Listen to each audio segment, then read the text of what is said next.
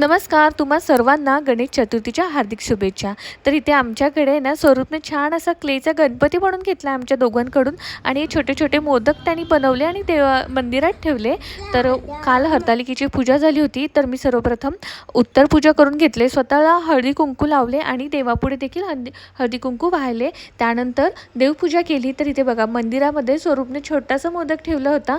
तर काल उपवास होता त्यामुळे भूक लागली होती. तर सर्वात आधी पोहे केले.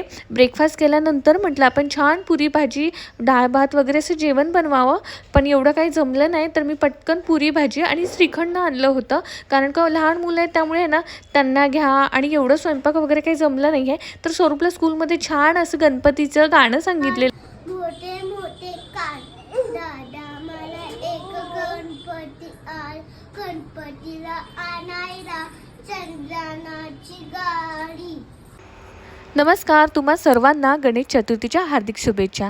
तर इथे आमच्याकडे ना स्वरूपने छान असा क्लेचा गणपती बनवून घेतला आमच्या दोघांकडून आणि छोटे-छोटे मोदक त्यांनी बनवले आणि मंदिरात ठेवले. तर काल हरतालिकेची पूजा झाली होती. तर मी सर्वप्रथम उत्तर पूजा करून घेतले. स्वतःला हळदी-कुंकू लावले आणि देवापुढे देखील हळदी-कुंकू वाहिले. त्यानंतर देवपूजा केली. तर इथे बघा मंदिरामध्ये स्वरूपने छोटासा मोदक ठेवला होता. तर काल उपवास होता त्यामुळे भूक लागली होती. तर सर्वात आधी पोहे केले.